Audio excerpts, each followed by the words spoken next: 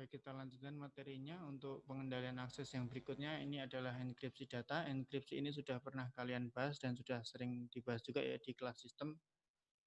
Intinya enkripsi itu kan berkaitan dengan mengubah dokumen atau data dari bentuk yang terbaca menjadi bentuk yang tidak terbaca. Tujuannya agar mengamankan data atau dokumen dari akses yang ilegal, sehingga kalau ada orang yang mengambil secara ilegal dokumen atau data tersebut, mereka tidak akan bisa menggunakannya karena tidak punya kunci untuk membuka enkripsinya. Nah, maka di sini penjelasannya, database juga perlu menggunakan enkripsi.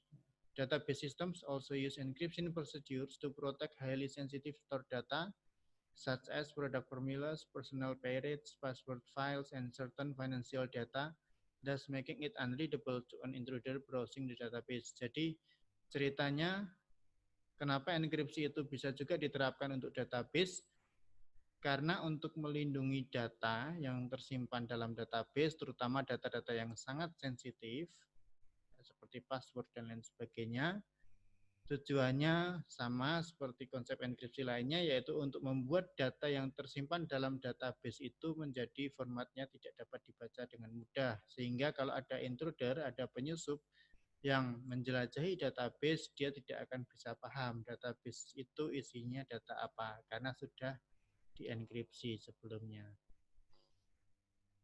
Kemudian pengendalian akses berikutnya adalah biometric devices. Biometric ini berkaitan dengan karakteristik individu. Ya. Maka di sini disebutkan, the ultimate in user authentication procedures is the use of biometric devices, which measure various personal characteristics such as fingerprints, voice prints, retina prints, or signature characteristics. Jadi biometrik itu contohnya adalah sidik jari, kemudian suara, retina mata, atau karakteristik lainnya. Nah, maka sarana biometrik ini bisa menjadi salah satu pengendalian akses untuk database, dalam artian siapapun yang bisa mengakses database itu hanyalah orang-orang yang sudah terautentikasi secara biometrik. Jadi misalnya saya ini punya hak akses ke database dan sidik jari saya disimpan sebagai penanda autentikasi bahwa saya boleh mengakses database itu. Artinya, kapanpun saya akan mengakses database selama sidik jari saya cocok dengan yang disimpan secara digital di sini, maka saya bisa mengakses database itu. Jadi, biometric devices ini bisa sebagai pengendali akses atas basis data. Maka di sini disebutkan, these user characteristics are digitized and stored permanently in a database security file or on an identification card that the user carries. Jadi semua unsur karakteristik itu, mana yang dipilih terserah, itu nanti akan disimpan secara digital, akan didigitalkan dan disimpan secara permanen dalam file keamanan basis data, atau bisa juga disimpan sebagai bagian dari kartu identifikasi untuk bisa mengakses basis data. Oke, berikutnya inference control, silahkan nanti dibaca lebih detail untuk ini karena penjelasannya cukup panjang, sementara yang ada di sini hanya saya singkat saja. Inference itu terjemahnya kesimpulan. Artinya, di sini sudah saya tuliskan, to preserve the confidentiality and integrity of database, inference control should be in place to prevent users from inferring through query features specific data values that they otherwise are unauthorized to access. Jadi untuk menjamin confidentiality dan integritas basis data, maka bisa menggunakan pengendalian inferensi. Pengendalian inferensi ini tujuannya untuk mencegah pengguna dari aktivitas inference, dari aktivitas pengambilan keputusan atau kesimpulan melalui fitur query ya, yang kemarin sudah saya jelaskan, berkaitan dengan data-data value yang spesifik yang tidak boleh mereka akses.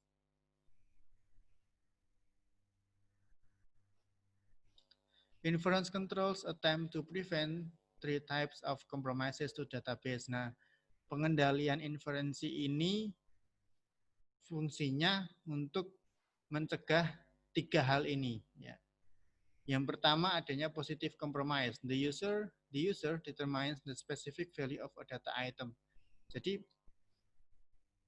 positive compromise itu intinya adalah pengguna itu bisa menentukan sendiri berapa nilai yang spesifik dari suatu data item.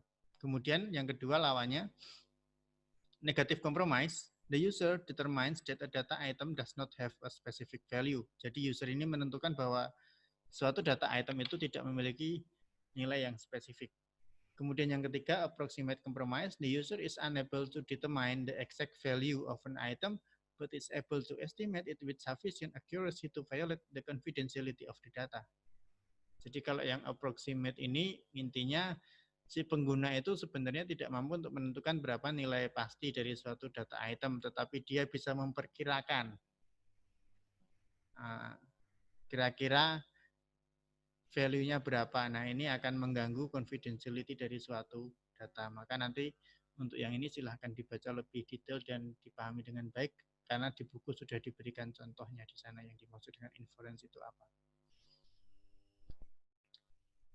Oke, berikutnya karena kita sedang bicara tentang access control, maka di sini ada sasaran auditnya. Jadi sasaran audit terkait dengan akses database adalah verify that database access authority and privileges are granted to users in accordance with their legitimate needs. Jadi sasaran audit yang harus dicapai oleh seorang auditor ketika akan mengaudit pengendalian pada basis data itu adalah untuk memverifikasi bahwa otoritas dan hak istimewa untuk mengakses database itu diberikan kepada user-user sesuai dengan kebutuhan mereka masing-masing. Nah, maka seperti kemarin konsepnya kalau kita sudah bicara tentang sasaran audit, maka kita bicara prosedur auditnya. Apa yang bisa dilakukan oleh auditor IT kalau mereka mau mengaudit pengendalian akses pada basis data. Ada beberapa hal yang bisa dilakukan. Yang pertama, ini terkait dengan tadi yang kita bahas itu ya, pengendalian yang awal itu ya. Authority tables and subskema atau user view. Gimana sih caranya mengaudit tabel otoritas atau subskema? Caranya, the auditor should verify that database administration personnel retain exclusive responsibility for creating authority tables and designing user view. Jadi karena dua hal ini yang membuat adalah database administrator, maka auditor memverifikasi bahwa database administration personnel, si database administrator ini, dia benar-benar bisa mempertanggungjawabkan terkait dengan tabel otorisasi dan user view yang dia buat. Kenapa? Karena tadi di awal saya sudah mengatakan dua hal ini, authority table dan subskema, ini yang membuat adalah database administration. Maka ini yang harus dicek, harus diverifikasi.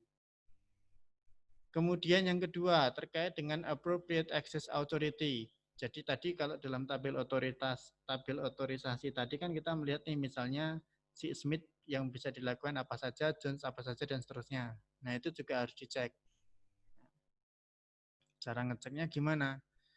The auditor can select a sample of users and verify that their access privileges stored in the authority table are consistent with their job descriptions organizational level. Jadi yang harus dicek di sini adalah apakah otorisasi privilege yang diberikan pada setiap user itu sudah konsisten atau belum dengan job desk orang-orangnya. Maka auditor bisa melakukan sampling dari user kemudian memverifikasi itu. Dicek apakah authority-nya mereka terhadap data dalam database memang sudah sesuai dengan job description mereka atau tidak. Karena itu nanti yang akan menentukan apakah pemberian otoritas akses itu sudah appropriate atau belum, sudah tepat atau belum. Kemudian yang ketiga, Kalau mau mengaudit terkait biometric control, the auditor should evaluate the cost and benefit of biometric controls. Generally, this would be most appropriate where highly sensitive data are accessed by a very limited number of users. Jadi khusus untuk pengendalian biometric devices yang harus dicek auditor adalah evaluasi atas cost and benefit, berarti menggunakan cost and benefit analysis. Ya kan? Apakah cost yang dikeluarkan untuk biometric devices ini kalau dibandingkan dengan benefitnya itu bagaimana nanti perbandingan hasilnya. Kenapa? Karena harusnya biometric control itu digunakan untuk melindungi data yang super sensitif. Dan data yang super sensitif ini nanti hanya akan bisa diakses oleh sejumlah orang tertentu saja. Kemudian untuk inference controls, the auditor should verify that database query controls exist to prevent unauthorized access via inference. The auditor can test controls by simulating access by a sample of users and attempting to retrieve unauthorized data via inference queries. Jadi ini tadi yang berkaitan dengan inferensi itu ya. Jadi auditor harus memverifikasi bahwa dalam database itu pengendalian atas query-nya ada.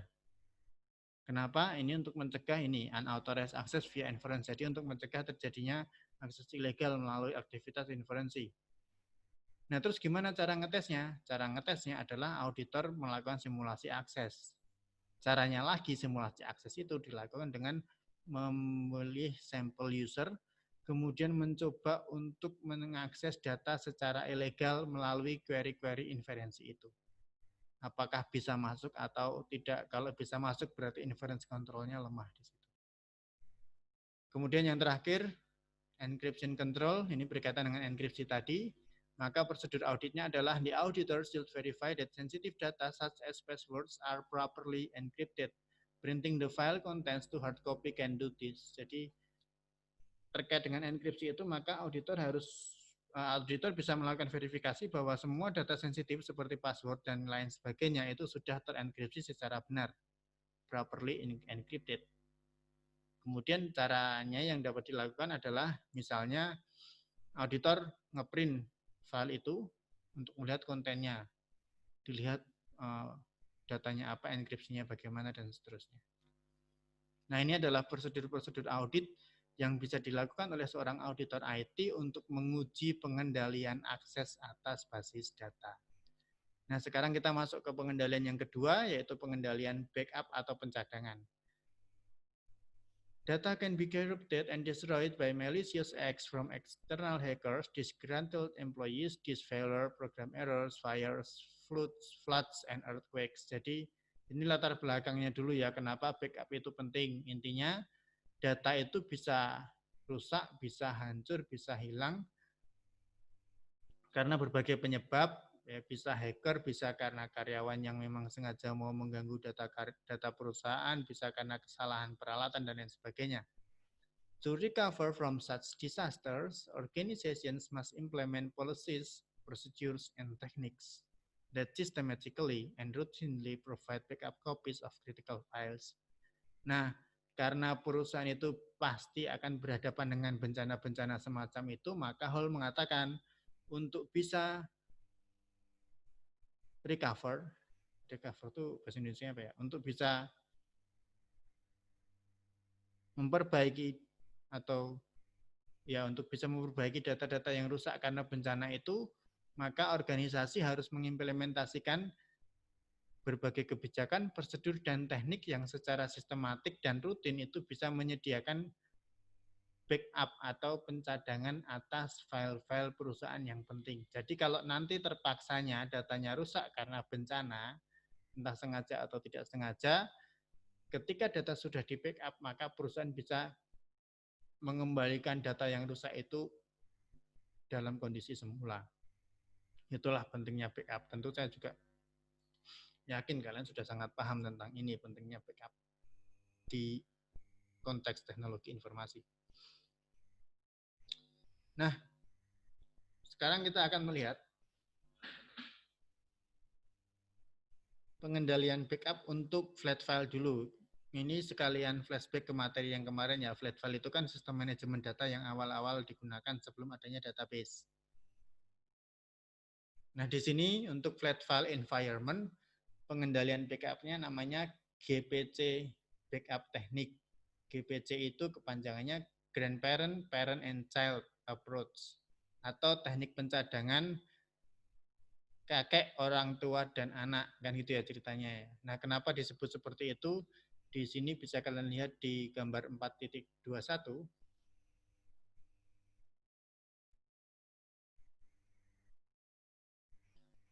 Teknik pencadangan GPC itu sistemnya seperti ini. The backup procedures begins when the current master file or the parent is processed against the transaction file to produce a new updated master file or the child. Jadi kalau dilihat di poin yang kedua ini ya, prosedur ini dimulai ketika master file yang asli atau file or parent itu diproses terhadap transaction file. Di kelas SIA zaman dulu kalian harusnya masih ingat bahwa kalau kita bicara file itu ada master file, ada transaction file.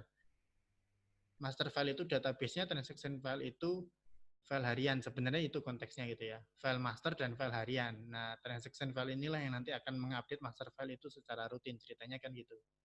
Nah, maka di sini teknik pencadangan itu akan dimulai ketika master file yang original ini diketemukan dengan transaction file, maka transaction file itu dengan bantuan update program, dia akan mengupdate master filenya. Maka muncullah master file yang baru.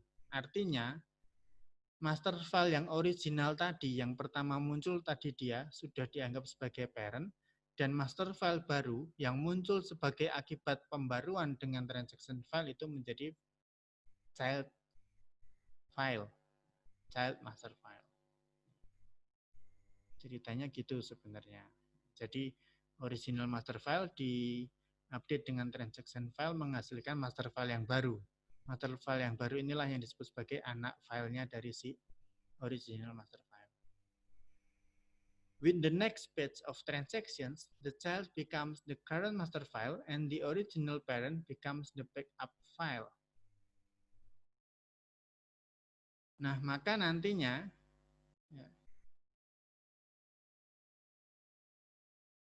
ketika ada kelompok transaksi yang berikutnya, si anak ini akan menjadi parent. Artinya, kalau si anak ini menjadi parent, maka si parent ini menjadi grandparent, begitu seterusnya. Jadi yang anak tadi jadi orang tua berarti jadi kakeknya, kan gitu ceritanya. Itu sama dengan konsep pencadangan itu. Child ini nanti kalau ada transaksi baru lagi, maka dia jadi parent, berarti yang tadinya parent akan jadi grandparent, begitu seterusnya. The new master file that emerges from update process is the child. Jadi intinya setiap kali ada proses updating terhadap transaction file dengan master filenya, maka akan menghasilkan master file yang baru. Nah, setiap master file yang baru yang muncul sebagai hasil dari updatean itu akan selalu menjadi child file. This procedure is continued with each new batch of transaction creating generation of backup files. Jadi proses ini akan selalu terjadi, akan terus-menerus terjadi setiap kali ada kelompok transaksi yang baru, sehingga nanti grandparent, parent, and child ini akan selalu berkembang.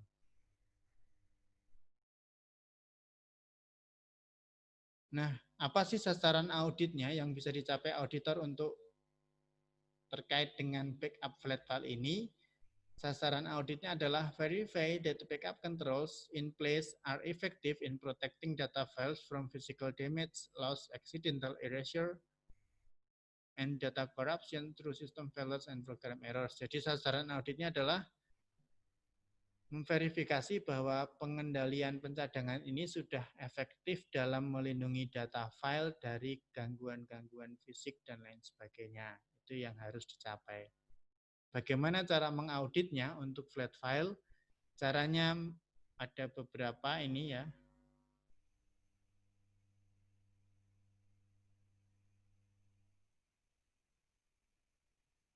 Yang pertama, menggunakan sequential file GPC backup. The auditor should select a sample of systems and determine from the system documentation that the number of GPC backup files specified for each system is adequate. If insufficient backup versions exist, recovery from some types of failures may be impossible. Jadi auditor itu bisa melakukan prosedur audit secara sekuensial, secara urutan, karena tadi kan prosesnya berurut ya, dari parent ke child, kemudian nanti kalau child jadi parent, maka yang parent jadi grandparent. Maka auditor itu bisa melakukan prosedur dengan cara memilih sampel dari beberapa sistem atau dari satu sistem, kemudian untuk menentukan apakah dokumentasi sistem itu sudah menunjukkan bahwa jumlah pencadangan berbasis GPC itu sudah memadai.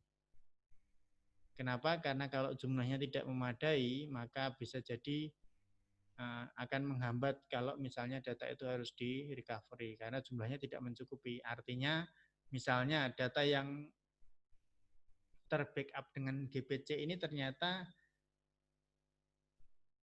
bukan data yang lengkap. Nah, ini akan jadi masalah nanti kalau perusahaan ternyata kehilangan data harus recovery, maka recovery mereka juga tidak akan berjalan dengan baik. Yang kedua, prosedur backup transaction files. The auditor should verify through physical observation that transaction files used to reconstruct the master files are also retained.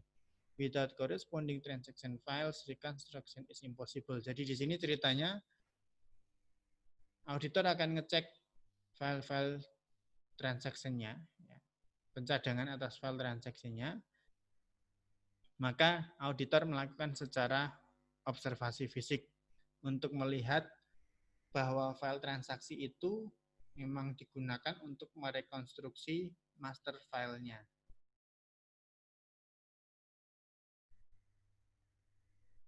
Kemudian yang ketiga, direct access file backup. The auditor should select a sample of applications and identify the direct access files being updated in its system.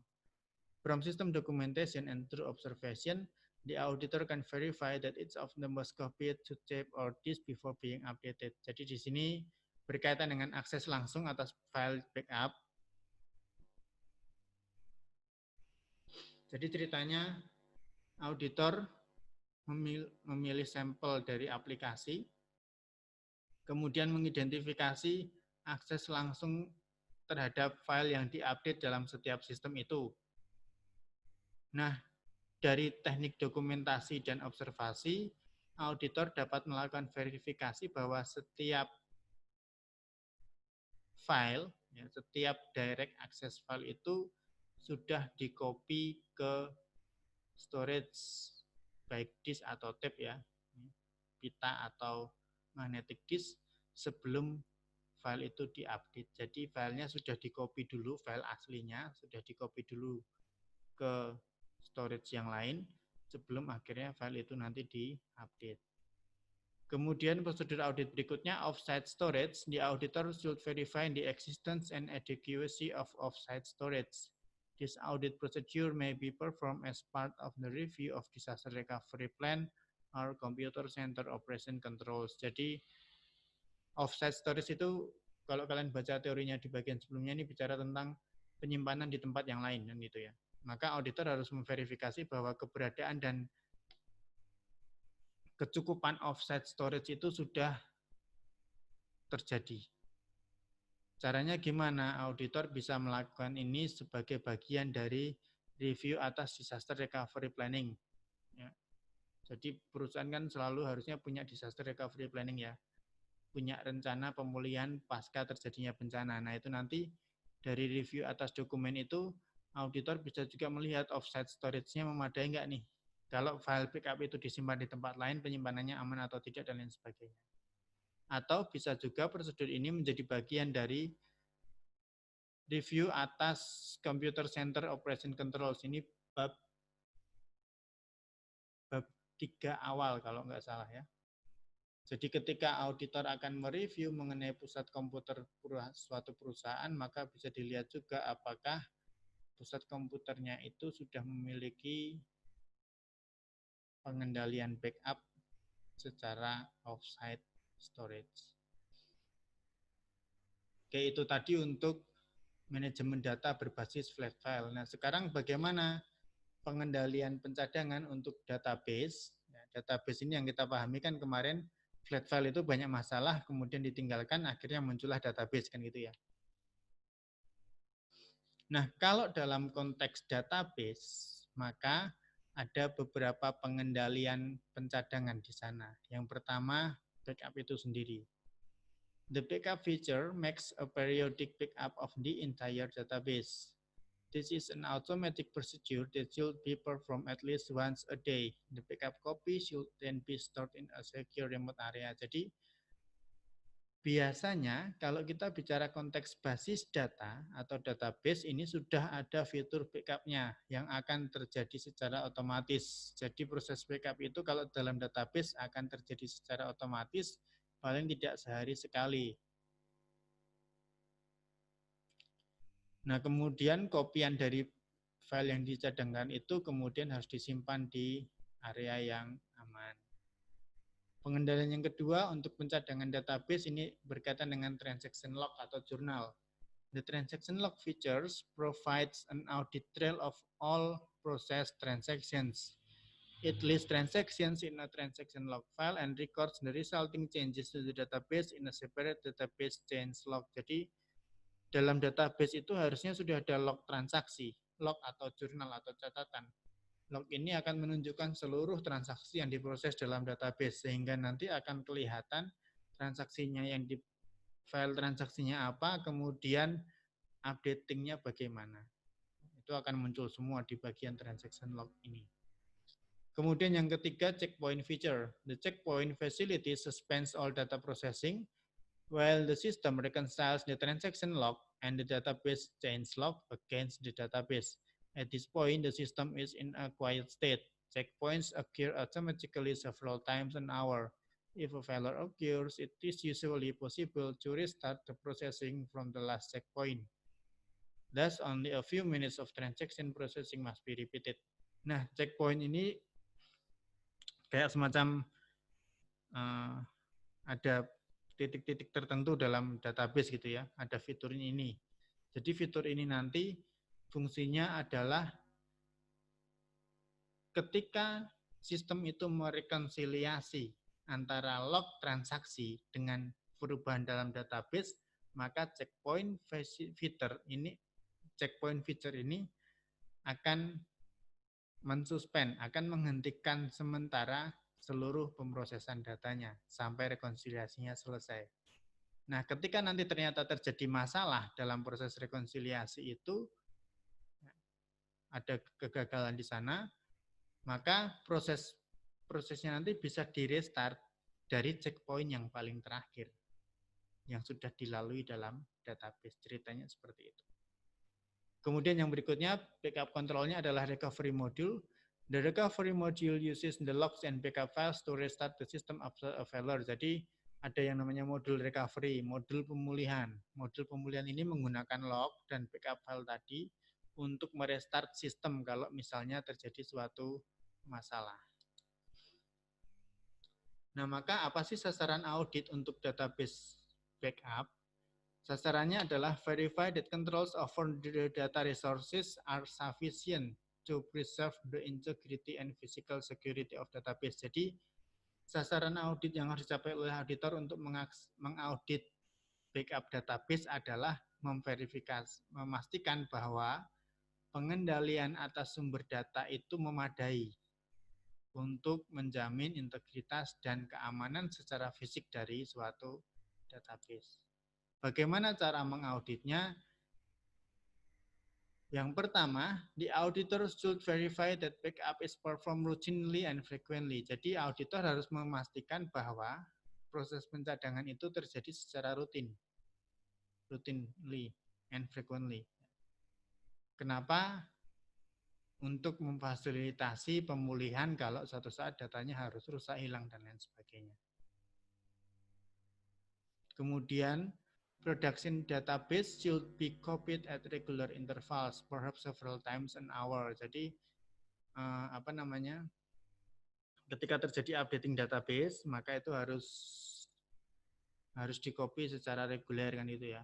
Kemudian backup policy should strike a balance between the inconvenience of frequent backup activities and the business disruption caused by excessive reprocessing that is needed to restore database after a failure. Jadi terkait dengan proses backup itu juga harus ada kebijakan-kebijakan tertentu, terutama kalau misalnya ternyata jumlah backup-nya itu tidak sesuai dengan yang seharusnya dan lain sebagainya.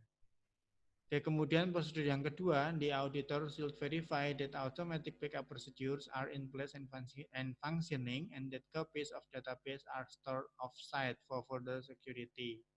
Jadi untuk prosedur yang kedua, auditor memverifikasi bahwa prosedur pencadangan secara otomatis tadi yang kita bahas di awal itu memang sudah terjadi dan berjalan dengan semestinya. Kemudian auditor juga harus memverifikasi bahwa kopian dari database itu sudah disimpan secara offsite ya, disimpan di tempat lain untuk menjamin keamanan pencadangan database-nya. Nah, kira-kira itu yang bisa saya sampaikan untuk materi terakhir ini. Silakan nanti kemudian didiskusikan. Kemudian ini sekaligus pertemuan terakhir, maka siapkan ujian akhirnya dengan baik. Terima kasih.